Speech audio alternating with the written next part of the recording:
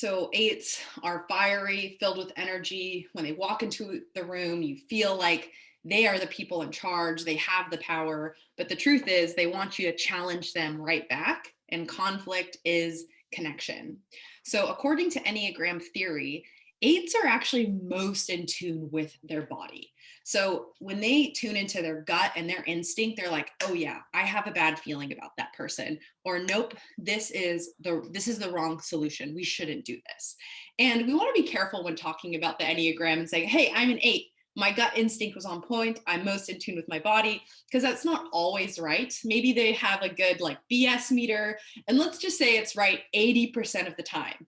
That's still really high. But if you're an Enneagram 8, please note it's not always right. And actually, you want to learn how to slow down, be still, and consult your head, consult your heart before jumping into action.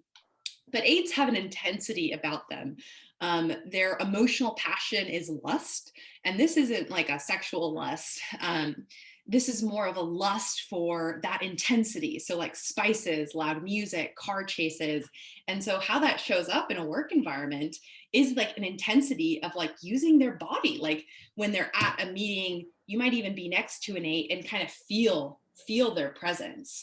Um, and then an eight's worst self is being overly confrontational. They're pushing people over, they're steamrolling, they're not listening to other people's opinions. And then an eight's best self is being vulnerable, communicating their gut instincts, but admitting when they're wrong. So they've kind of like put down some of their protective shield. For those of you who have done my Enneagram teaching before, you'll know that I use these like 9 shapes as a visual aid. So the one that we have for the type 8 is almost like this shield or this red hand that's saying, stop, don't come any closer. And it's because an 8 is like a marshmallow wrapped in barbed wire. They're actually quite sensitive. But what they show on the outside is this more like prickly demeanor. And then type 9s. So type 9s, they're in the body intelligence triad, according to Enneagram theory, but they have disassociated from their body. So they've kind of very slowly drifted away from their body intelligence, even though they're in the body triad. So they're like a little confused about, well, I'm a body type, but what does that mean exactly? When I ask my 9s, like, where in your body are you experiencing anger? They'll say, well, no, I don't know. I'm not angry about anything. But their journey looks like retuning into their body. So 8s might overdo, they overdo their body, and then 9s have disassociated from it. So 9s are extremely harmonious. They're easygoing. When you're around a 9, you feel like you've known them forever. That's what a lot of people who are 9s will say. Like when people meet me, I just become their best friend, or like I'm easy to have around. And the worst part about a 9 is that they're caught in ambivalence. So when they're at their lower self, kind of stuck in that emotional passion of sloth, they're caught in like not knowing how to move forward and feeling stuck. And I don't know what I want in this world. And so what they need to do to get out of that and become their best self, which is where they become unstoppable, they're committed to right action, not just busy work, but right action, moving forward toward where they want to go.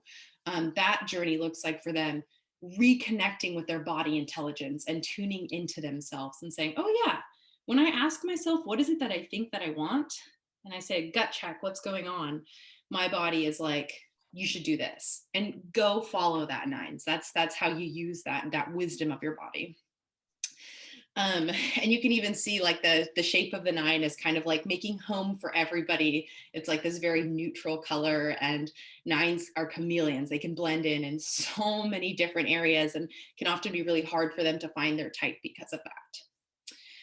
And then lastly, Enneagram 1. So if 8s are overdue their body intelligence, 9s have disassociated.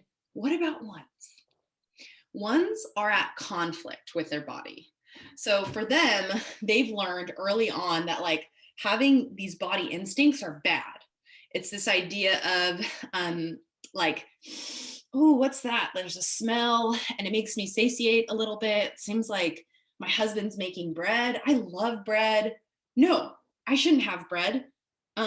Bread's like bad for my diet right now. And actually, like, I'm going to be even more strict on myself and not eat bread for the rest of my life starting now. And it's this idea of like shutting down these natural impulses, which served the one at some point and still does. But there's times where when it's overdone, it makes the one become more rigid. Um, Enneagram ones are extremely moral. So they are our moral standard. And I love this about Enneagram ones because there is a time to think black and white. You know, if nines are very gray area, ones are black and white. There is a right way to do something and there is a wrong way to do something.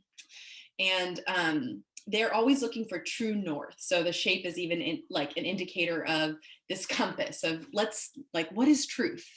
What is the right way to do something? And they have this high level of responsibility, and ones are terrified of making a mistake. So they're very responsible because they don't want any loose ends coming back to them and having somebody say, hey, you made a mistake here. Ones avoid criticism, but ironically, when they criticize you, that's them loving you or supporting you, saying like, hey, you made a mistake here. That's actually how they're supporting you. And that can be confusing for people when they're working with ones or have a one on their team.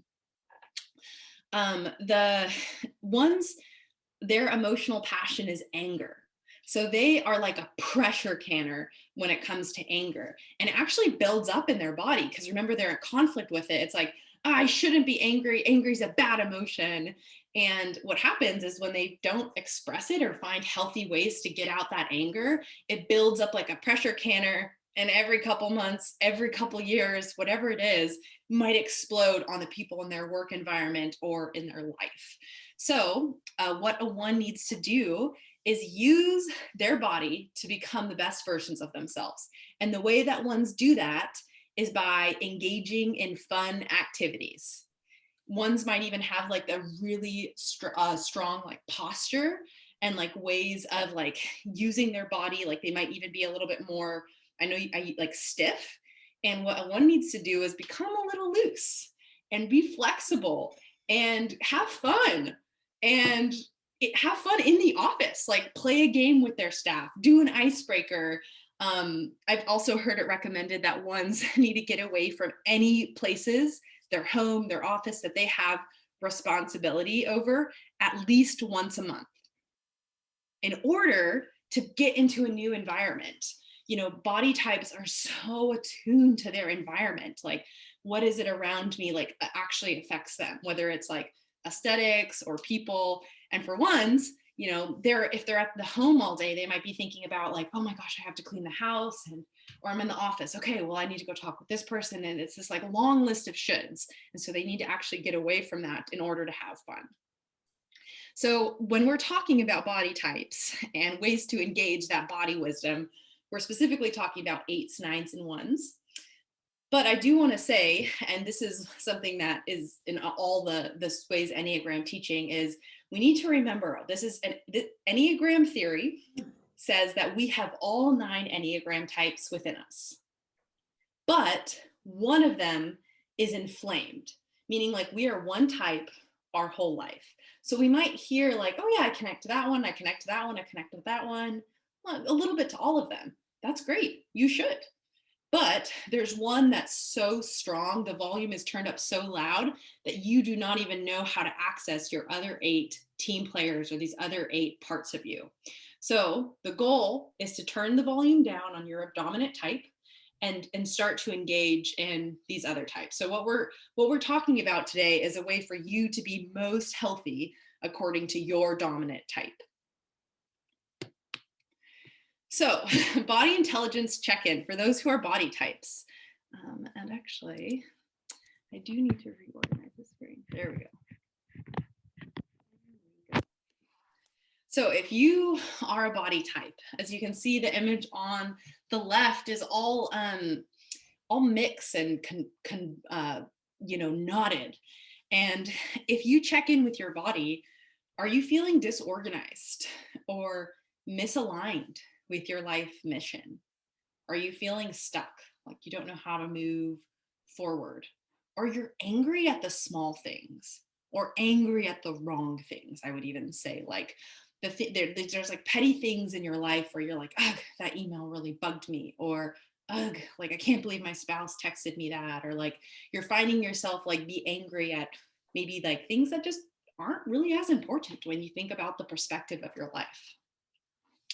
So how do you go from that to feeling oriented, moving toward right action, to allow yourself to be more vulnerable with other people and appropriately share like what's going on?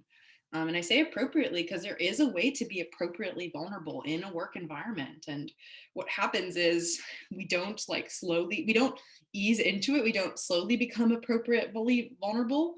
And so sometimes we'll just like share too much or share too little. And there is a way to like engage with vulnerability in a work environment that's healthy. you know, um, Going from this disorganization to feeling more flexible, loose, and light. And then, most importantly, for body types, becoming angry at the right things. Because there are uses for anger. Anger is such a helpful emotion. But when we're angry because our coworker forgot to check something off on Trello, that might not be the right thing. But if you're angry because your organization is misaligned in the mission, that's something to be angry about.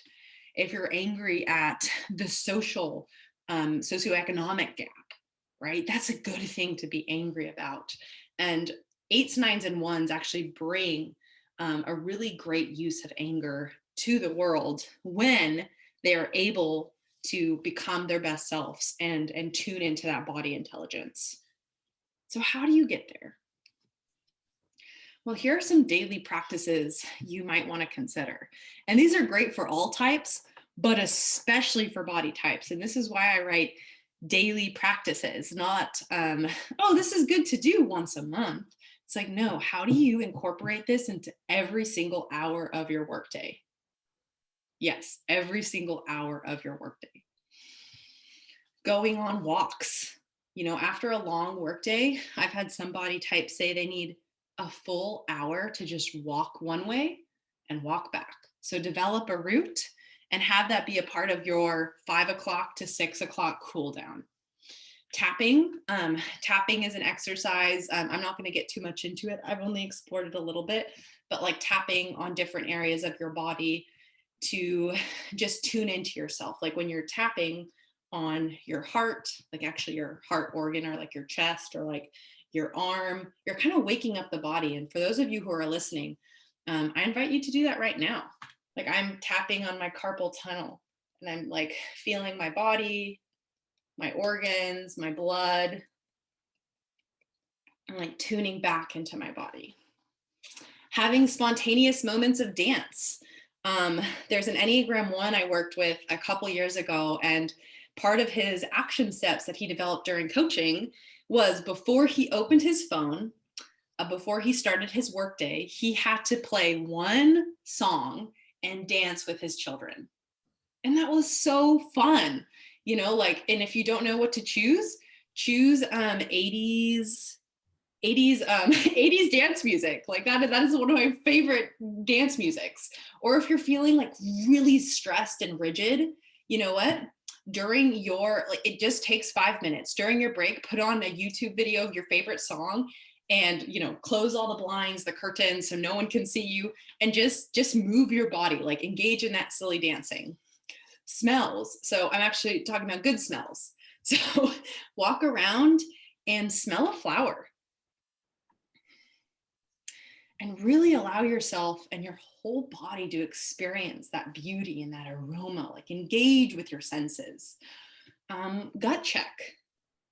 Ask yourself before and after meetings, like, gut, what are you feeling about this? What are you thinking about this meeting or this topic? What needs to be communicated more thoroughly? And the one you've probably been wanting me to talk about, constructively smashing. So there are so many ways you can go about this. The idea is You want ways to express your anger. And there's a lot to be angry about. And you know what? Even if it's petty, that's actually a great opportunity to try to get that petty anger out of the way. So if you have a tub of things that you're taking to Goodwill, this is a great time to rip a shirt or break a plate. And you can even say to yourself, hey, I'm doing this because I need to get this anger out of my system. And I'm not even going to like rationalize it. I'm not sure why I'm angry, but I am. And I am just going to like smash something. Because what we do is when we're angry, instead of saying, oh, I'm angry, why is that? We actually, well, actually, that's exactly what we do. We move to our brain and we start like rationalizing or thinking about it. But that's keeping it in the body. So what you need to do is learn how to like actually have it actively get out of your body. So constructively smashing. My husband was angry a couple of weeks ago, and he actually even told me, he goes, Ashley, we're getting rid of the shed door, right? I was like, yes, we are. We're getting rid of the shed door. He's like, okay, I'm so angry right now. He goes, I don't know if it's the heat or all these things that we have going on, but like, I need to destroy this door. And I'm going to be quite frank, he was angry at me too. You know, like being in relationship with someone is a lot of work. And we're both working from home right now. We're at the tail end of a global pandemic. There's a lot going on. And so he took a chair and he just like smashed the shed door, but it was very constructive, right? And so finding ways to do that. I'm going to move down to rituals because there's ways to engage with your body that are ritually oriented. So, you know, if you didn't get a job and you're upset about it, like actually ripping the interview notes you had in half or burning them, or like having this ritual where you're saying, okay, this is the end of something. Or rituals that indicate the beginning of something. So if you're starting a new job and maybe you got a mug as a gift or like a t-shirt as a gift from the organization you're working at, like have it in front of you and be connected to the things that are physical around you. Deep breathing. Breathing is the only function of our body that we have control over. So when we're stressed, you know, we can't change our circumstances, but we can change how our body reacts to stress. And I had a therapist tell me one time, like, you can physically not be stressed in a relaxed body. Okay. So you can physically not be stressed in a relaxed body. So deep breathing, intentional showers, like spend 5 extra minutes in your normal shower routine and allow your body to become completely relaxed. And breathing as a function calms you down. So if anybody wants to research like how to actually deep breathe, because we say this, but most people don't know how to do this. Emma Sapala from Stanford University has really great YouTube videos where she guides you through breath. And she talks about how 2 minutes in between meetings, and that's all you need to actually calm yourself down. And then you enter the work environment in a completely different state. Because when you have cortisol released in your body, you physically, your brain, neuroscience has taught us that you cannot be creative. You cannot be innovative. Your brain won't let you go there. You're just going to go through the same stress neurological pathways, and you're going to come up with solutions that have already happened or you've already thought about. But what's needed in organizations is that high level thinking. So we actually need to be teaching our body how to release cortisol from our system. And breathing, if we actually learn how to breathe and relax our body, we're able to release the cortisol in our system and open up our neurological pathways for creative thinking. And that's for anybody, not just body types, but especially body types. We want to connect with breath, maybe doing some like calisthenics or jumping jacks in between. And I'm actually going to move on to the next thing because there's so many of these daily practices. If you are leading a team, okay, how do you engage your team in these practices? Well, since so much of the world right now is virtual and some companies are saying, hey, let's stay this way, that's great. Technology has provided the world so much, right? We're able to meet from all these different locations because of technology. But I will say, schedule your monthly or yearly retreats or workshops, or if you do, or if your office is open, consider having in-person meetings. Or, if you can't get that in person, opt into a phone call over Zoom. Say, hey, you know what? I kind of need to walk today, and as we talk this out, and advocate for your needs. Or if you are a manager or director or somebody who's leading a team, go ahead and ask people what they prefer. Um, do icebreakers that involve the body. So I'll have people say, hey, go grab an object somewhere in your house that's representing how you're feeling this week. Or go grab an object that you want to share with everybody. And we're just going to each share for 30 seconds our object, but it's connecting them to something.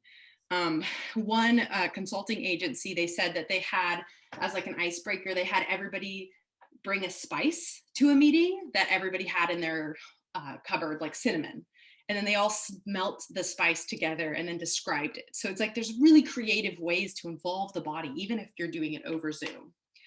It's really important to ask your team, what's your gut telling you here? So if you know if somebody's a body type in your organization, ask them, hey, what's your gut telling you here? And you all might just be done with a hiring interview and your body type might be like, I'm not sure, but I don't feel right about this person. And consider listening to that wisdom. And then the other point I'm going to point on here is having fun and playing games, especially for our type ones, but 8s and 9s love that too. But getting outside, maybe doing some sort of tradition with your organization or company, saying, let's do like an annual lawn Olympics where during the summer we all get together and play this game, like giant Jenga or soccer game, or there's so much that you can do, but making sure that you're having fun using your body, and you can use games as a way to do that. So I am going to pause right there, stop the recording. So we just ended the dialogue portion of Sway Skills. We don't record it because we want to keep the space a little bit more open to the folks who do chose to come. But today's conversation was so good. The main takeaways were around not just implementing these body practices, once a month or once a year, or, oh, I know this is good for me to exercise every now and then, but what does it look like to really do it hourly? So like smelling peppermint oil or taking 5 minutes every hour to like deep breathe. And the takeaways were really powerful. So I invite you to join us at our next Sway Skills.